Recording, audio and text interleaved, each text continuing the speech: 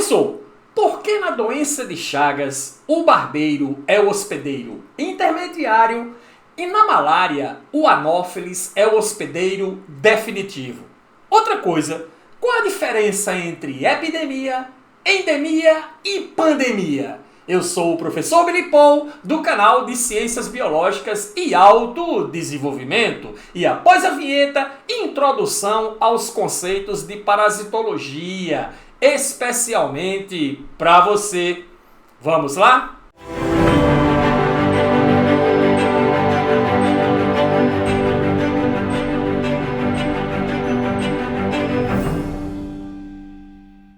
Olá você, meu caro Billy aluno! Seja muito bem-vindo a mais uma aula do professor Billy Paul. E hoje vamos conversar sobre parasitologia, que significa os estudos das parasitoses ou o estudo das doenças. Só que é extremamente importante, antes de você começar o estudo de qualquer tipo de patologia, de qualquer tipo de doença, é você dar uma analisada aos conceitos que são bastante utilizados nesses estudos de doenças, ok? Sem mais delongas, introdução às doenças parasitárias, quais são os conceitos importantes que você deve estar com eles em mente.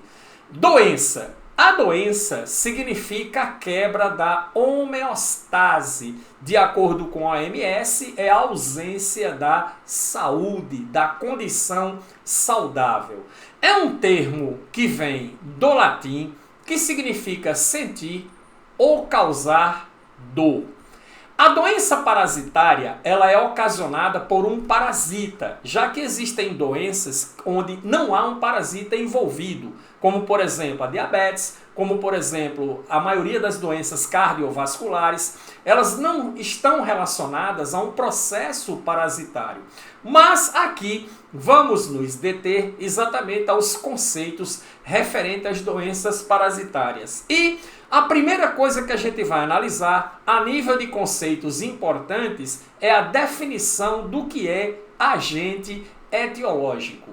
Quando se fala em agente etiológico, você está se referindo ao organismo específico que é causador da doença. Por exemplo, quem é o agente etiológico da AIDS? É um vírus denominado de HIV, vírus da imunodeficiência humana, ok? Quem é o agente etiológico da ascaridíase? É um verme denominado de Ascaris lumbricoide, beleza? Então, o agente etiológico é sempre o organismo causador da doença específica. Dentro desses agentes etiológicos, nós podemos citar como exemplo as viroses, que são doenças provocadas por vírus. Então você tem Covid, você tem influenza, tá? Aqui você tem o vírus da Covid-19, aqui você tem o vírus gripal da influenza. Você tem doenças que caracterizam-se por serem bacterioses, consequentemente provocadas por bactérias, onde você tem como agente etiológico a Neisseria meningitis, ok? Que é quem causa, por exemplo, uma doença chamada de meningite, certo? Que é uma doença viral. Existe também a meningite meningocócica, provocada por bactéria, que é exatamente essa aqui, mas tem uma mais perigosa ainda, que é a viral. Mas aqui você está vendo, então, consequentemente, a estrutura morfológica, ok, da Neisseria meningitis, que é a bacteriose da meningite. Temos também doenças provocadas por protozoários, que são as protozooses, como por exemplo o Trypanosoma cruzi, que é o agente etiológico da doença de Chagas, que é esse bichinho aqui, unicelular, com essa estrutura morfológica. Temos também as verminoses ou as helmintoses, que são doenças provocadas por vermes, como por exemplo o Ascaris, que nós citamos como exemplo, o Ascaris lumbricoide, né, que provoca a ascaridíase, que é uma doença que produz em muitas ocasiões certos desconfortos intestinais, beleza? Então são exemplos clássicos aqui de doenças, né? Viroses, bacterioses, protozooses e verminoses e seus agentes etiológicos causadores. Continuando aqui do outro lado, nós temos o seguinte: o hospedeiro é o organismo afetado pelo parasita. O parasita é aquele indivíduo que vive às custas, ok, da matéria viva de um outro organismo, beleza? Parasitando. Esse organismo é denominado de quê? De hospedeiro, aquele que hospeda. Hospeda o que a gente chama de ser bionte. Ecologicamente falando, o que é um ser bionte? É o termo atribuído ao organismo que parasita outro. E o ser biosado é o indivíduo que é parasitado, que no caso nós denominamos de hospedeiro, beleza? Então, parasita é o ser bionte, o hospedeiro é o ser biosado.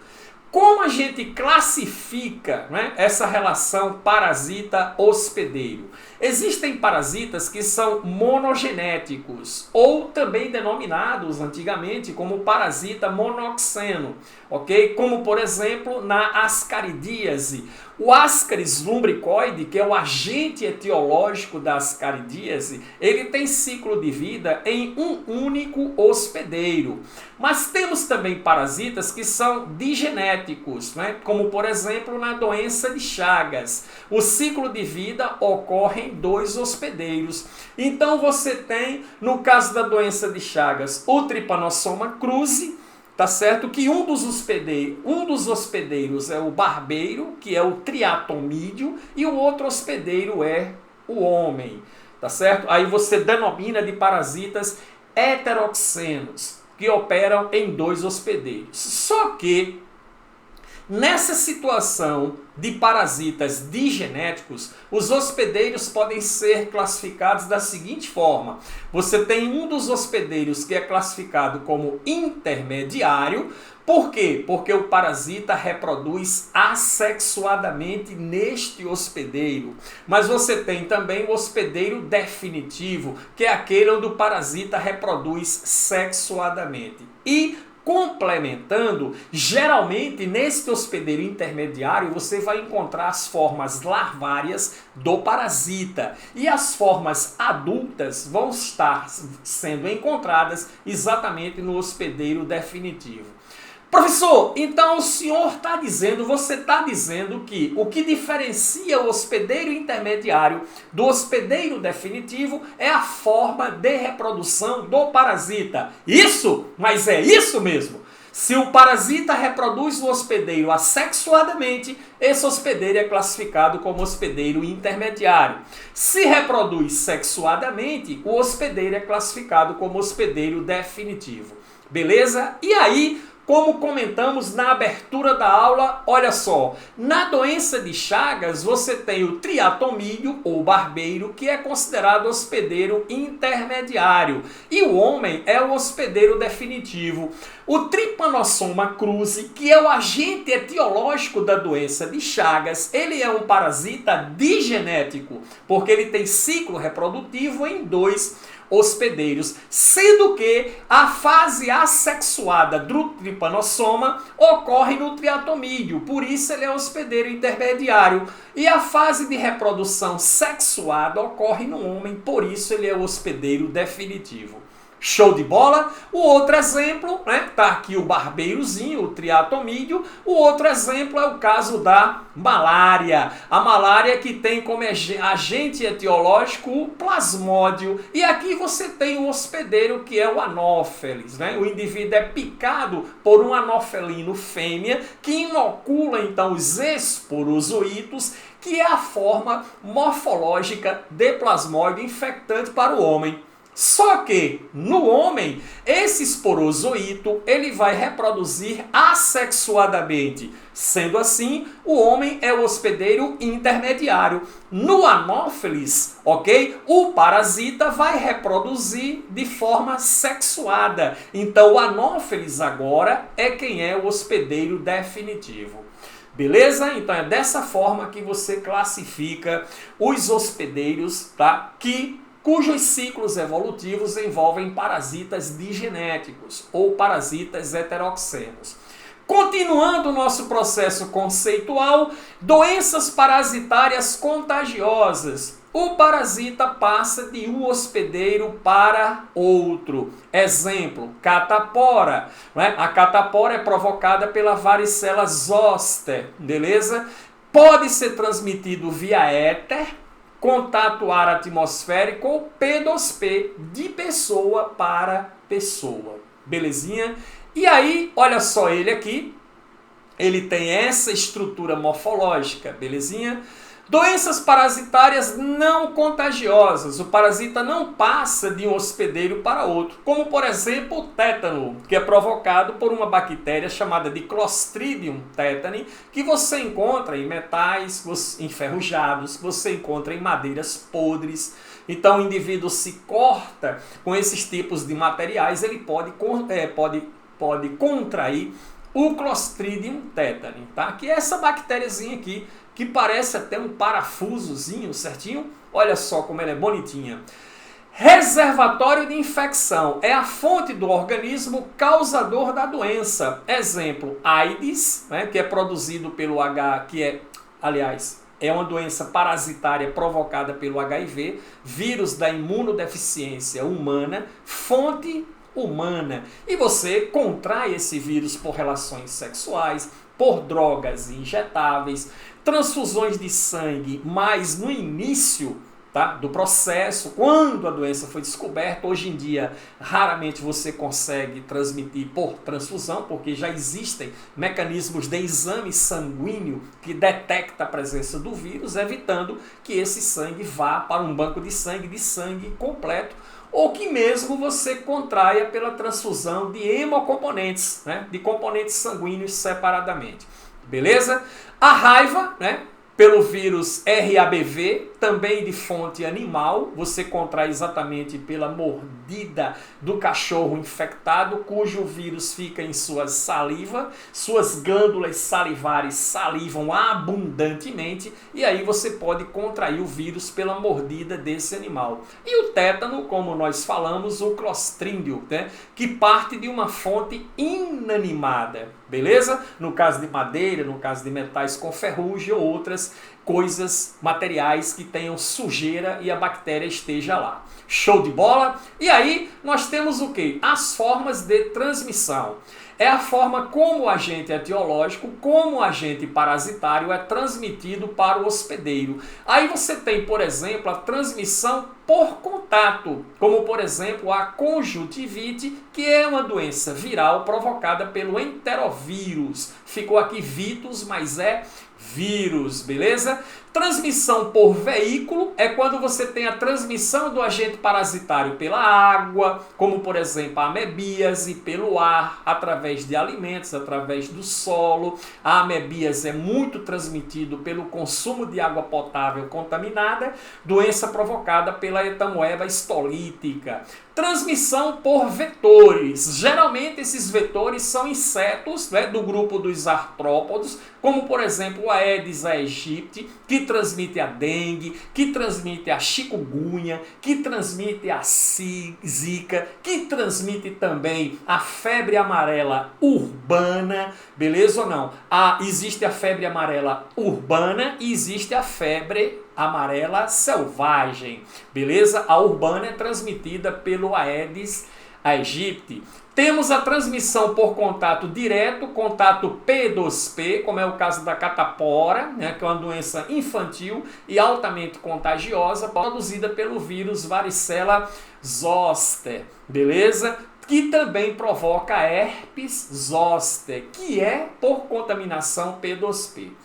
E temos a transmissão por contato indireto. O agente etiológico é transmitido para o hospedeiro através de um objeto específico. Por exemplo, na AIDS, o HIV, ele pode ser transmitido através do uso de drogas injetáveis, pelo compartilhamento de seringas. Aí você tem a transmissão por contato indireto. Transmissão, contato por gotícula. O agente etiológico é transmitido para o hospedeiro através da tosse, através do espirro, através da fala, que são processos onde há a emissão de partículas de saliva fluidas no ar. E aí pode ocorrer a contaminação. Como é o caso, por exemplo, da gripe. Alguém está gripado, fala perto de você, espirra muito próximo a você, ou fala próximo a você, tosse, e aí você tem a contaminação pelo vírus da influenza. Duração das doenças agudas desenvolve rapidamente e dura pouco, como é o caso da gripe. Você contrai uma gripe hoje, tem os sintomas, coriza, nariz escorrendo, espirros, irritações nasais, entupimento e etc. E uma semana depois você está show de bola, completamente curado. Você tem as doenças crônicas que se desenvolvem lentamente e dura longos períodos, como por exemplo a doença de Chagas. E você tem doenças latentes. O que significa? Aparecem os sintomas de tempos em tempos, como é o caso da herpes. Né? Geralmente quem tem herpes evita na época do verão de ir à praia, porque ao ir à praia, né, o sol irrita muito a pele, principalmente na região oral, e aí ocorre a formação das erupções cutâneas que são clássicas da herpes. Certinho? Então, nesse caso, a doença é latente. O indivíduo está sem sintoma nenhum, mas ele não está curado. O vírus ele está lá, mas ele está em estado de latência. E em certas condições, onde há estímulos ambientais favoráveis, as erupções aparecem. E respondendo à pergunta inicial sobre a diferença clássica entre pandemia, epidemia e endemia, vamos lá, escala de frequência. Esses termos estão relacionados exatamente com a frequência com que a parasitose se apresenta a nível de ambiente. E o que é uma epidemia? Observa-se o aumento do número de casos numa certa região, mas não em escala global. Ou seja, você tem um estouro de casos numa determinada região delimitada e específica. Então isso vai caracterizar um processo epidêmico. Belezinha? Como, por exemplo, aumento repentino de casos de dengue, né? Numa região onde seja comum o aparecimento dos casos de dengue. E aí você tem aqui o vírus da dengue, só uma representação artística para você vê-lo aí. Endemia, a doença que é recorrente em uma determinada região, mas sem aumentos significativos no número de casos. Como, por exemplo, na região norte do país, onde a malária é endêmica, ela sempre está presente. Você corre o risco de contrair malária caso viaje para a região norte do país e não seja, né, e não tenha nenhuma ação preventiva de vacinação com relação a isso. Então você pode perfeitamente contrair o esporozoito da malária, que é esse camarada aqui, que é do grupo dos protozoários apicomplexo. Apicomplexo, por causa desse complexo aqui apical, essa região pontuda, ele usa dessa região para conseguir penetrar células para que ele possa parasitar. E por último nós temos quem? A pandemia, que é quando a doença tem a disseminação mundial. Exemplo mais clássico, mais atual que nós temos hoje é exatamente o Covid-19.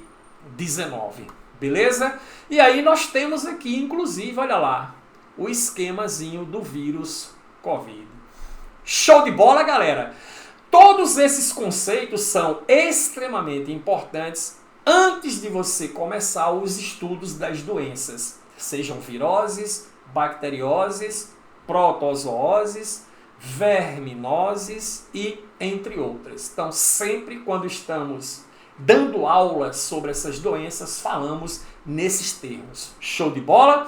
Inscreva-se no canal aí para dar um reforço à metodologia Biomap para que o vídeo alcance muito mais alunos como você. E nos encontramos na próxima aula, seguindo a sequência, provavelmente falando sobre alguma doença importante. Beleza? Valeu por tudo e até a próxima. Tchau!